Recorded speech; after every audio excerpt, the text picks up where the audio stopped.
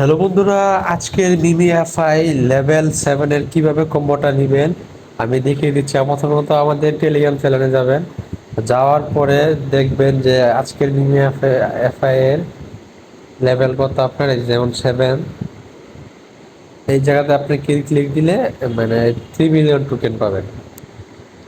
আবার আপনি চলে যান অ্যাপসে, ওইভাবে ক্লিক দিবেন 1 2 3 4 5 6 এবং 10 সেকেন্ড ওয়েট করে নেওয়া যায়। সাথে সাথে দিয়ে দিচ্ছে কিন্তু আমারে।